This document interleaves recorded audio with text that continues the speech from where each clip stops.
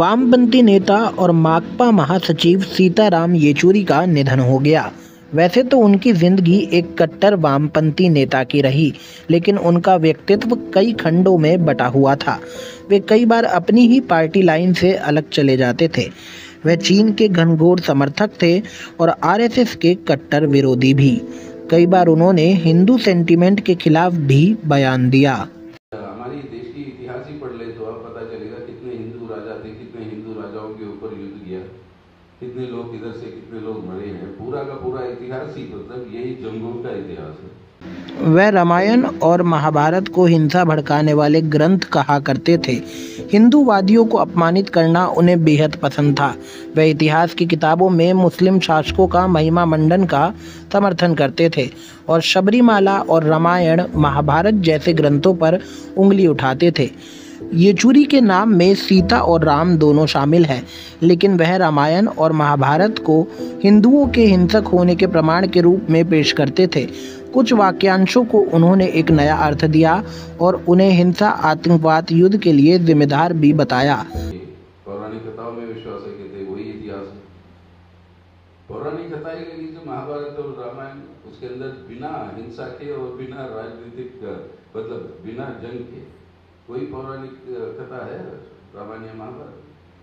अब ये कहना कि हिंदू कोई हिंसा ही नहीं कर सकता, अब ये तथ्य एक प्रचारक होने के नाते ये महाभारत और रामायण की कथा बोलते बोलते इतना तो होता है, जंग तो हुए हैं, हिंसा तो हुआ है, मतलब वहाँ पर मौतें भी हुई है, मौतें भी करवाए गए हैं, लेकिन ये बोलने की मतलब क्या है?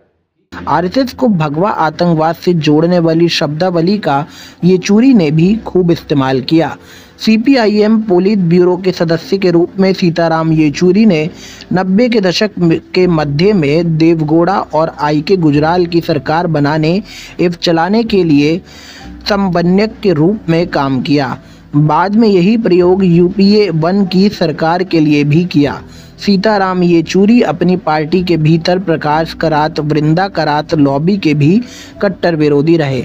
वह केरल में ही अपनी पार्टी की सीटों की संख्या कम करने की पूरी कोशिश करते नजर आए।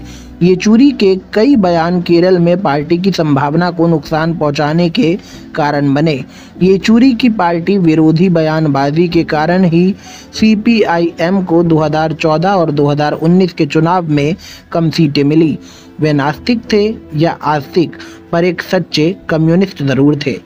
येचुरी एमएस गोलवलकर की पुस्तक we are or our nationhood defined को लेकर काफ़ी आक्रामक रहे और हिंदू राष्ट्र की स्थापना को फासीवादी रूप में उन्होंने उजागर करने की कोशिश की। येचुरी ने भारतीय जनता पार्टी के खिलाफ अपनी लड़ाई में कांग्रेस को भी लपेटने का कोई अवसर नहीं जाने दिया। उन्होंने 2024 के आम चुनाव में कांग्रेस को आत्मनिरीक्षण करने की सलाह दे डाली। उन्होंने राहुल गांधी को कहा, याद कीजिए इंदिरा गांधी ने पिनराई विजयन सहित हम सभी को गिरफ्तार किया था, उन्हें जेल में डाला गया और प्रताड़ित किया गया। हमें गिरफ्तार होने का डर नहीं है। हमारे कई साथी जेल में रहते हुए शहीद हो गए। उन्होंने कहा कि जिन लोगों को गिरफ्तारी का डर था वे कांग्रेस छोड़कर भाजपा में शामिल हो रहे हैं।